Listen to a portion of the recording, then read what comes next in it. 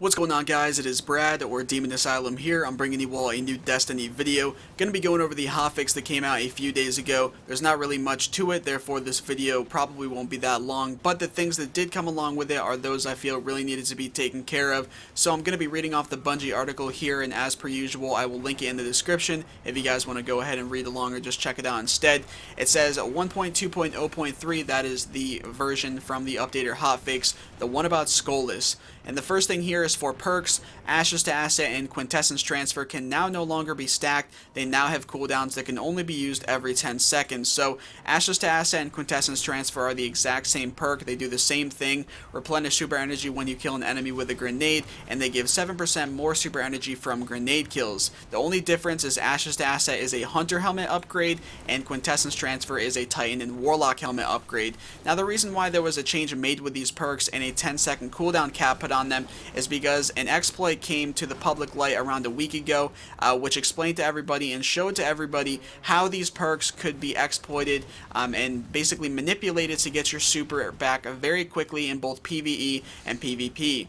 Now in PvE it's not really a big deal, you're not necessarily hurting anybody, but in PvP you're definitely hurting other people's experience that are on the other team at least. Getting your super back very quickly and over again allows you to have a very huge advantage in not only normal Crucible playlist, but also especially the competitive Trials of Osiris playlist that comes around every weekend from Friday to Tuesday. And I did in fact run into many people trying to do this over the weekend. Fortunately, I didn't lose to anybody who was trying to do it, and they usually didn't get any more than 1 or 2 rounds on us, and I actually never saw them pull out a super either, so I'm just assuming they weren't successful in their attempt to do the exploit. But yeah, in general, it was basically just an exploit with these perks that allowed people to get their super back very quickly, and so using common sense, you could see how that would definitely mess with the experience of the other players on the opposing team.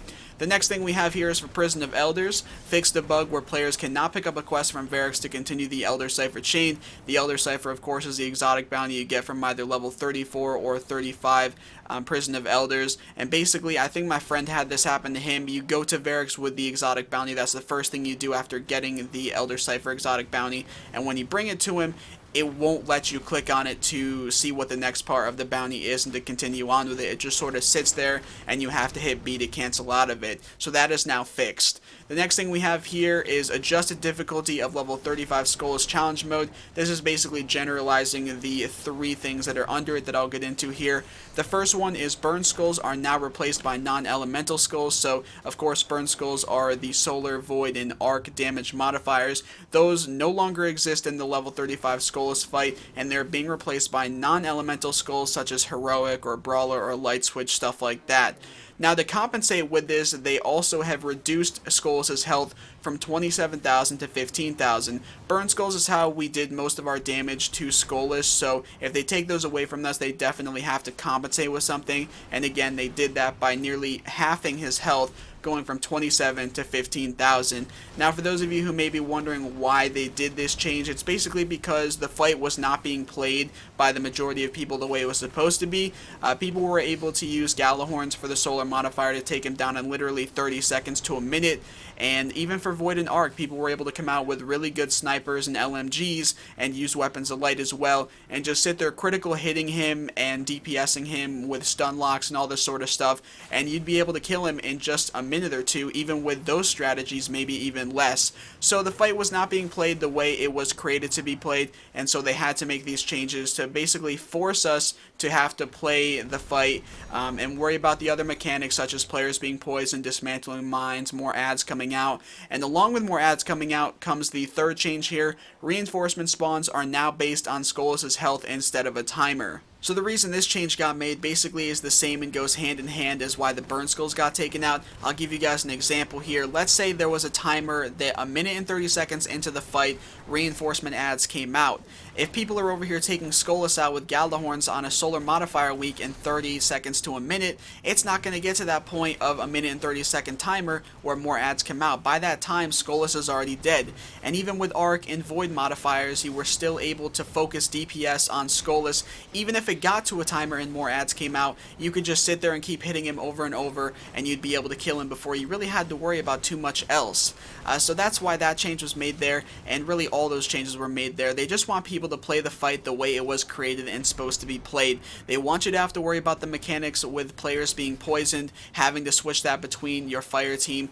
When it gets down to the bottom of the poison timer, you have to have someone else on your fire team take it from you and keep continuing that process. And then they want you to have to worry about dismantling the mines as well, sending one or maybe even two people across the map from where you're setting up, having to dismantle those mines so that you guys don't fail and have to start all over. These are all mechanics of the fight that make it more, I want to say enjoyable, maybe not enjoyable, maybe entertaining to at least those who understand and can appreciate the complexity of the fight. For some people, they think it's stupid and that it's not any more enjoyable. They just want to get it done and get the rewards. But this shouldn't be something that you can just sit there and blast Galahorns at to get your rewards for.